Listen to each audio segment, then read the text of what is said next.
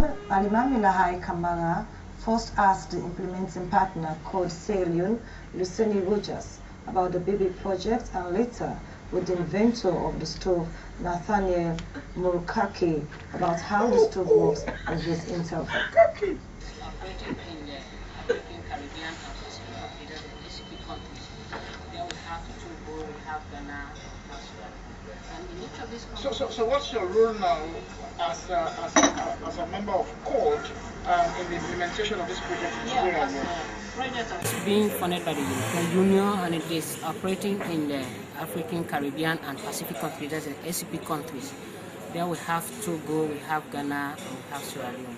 And in each of these countries... So what's your role now as a member of court in the implementation of this project in Sierra Leone? As a project officer for this particular project and for other projects in the Western area, our main role is purely doing with sensitization, community mobilization and sensitization of the community people on the use of the stove and the other people. That's purely our own role in this business. And once you popularize the stove, means you'll be taking stoves to them for use, for free. I mean, you supply them the stove?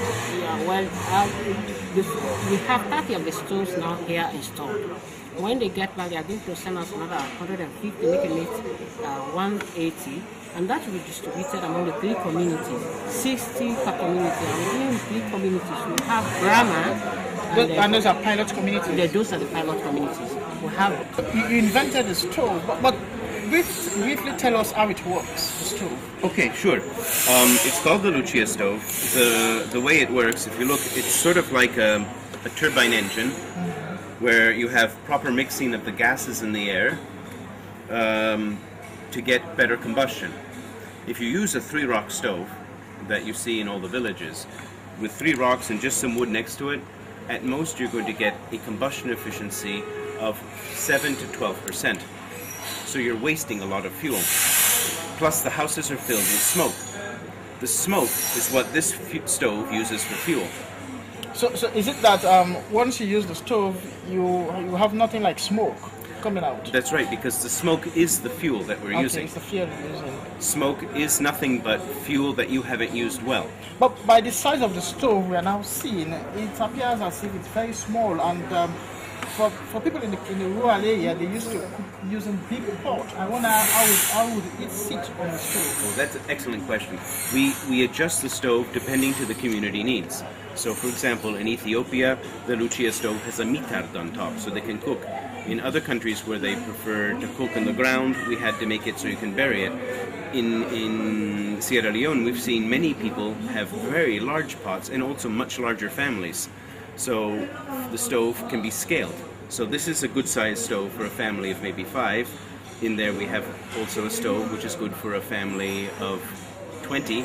And easily you can make a stove big enough to cook for 500. So good for an orphanage, or good for a school, or a technical institute like this. We cook here using charcoal, woods, and that kind of thing. But this stove will be using other materials like the chaff or the bark of the palm kernel. Right. This other material you call rice husks. Rice husks. And groundnut shells. Groundnut shells.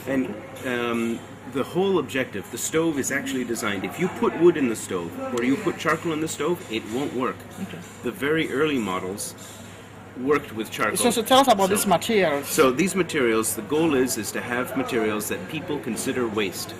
The perfect material is the stuff that they are already throwing away, so that means it's free. And in some cases, it's actually a health hazard to have it lying around. Okay. So how do we, because other materials you said you used by compressing what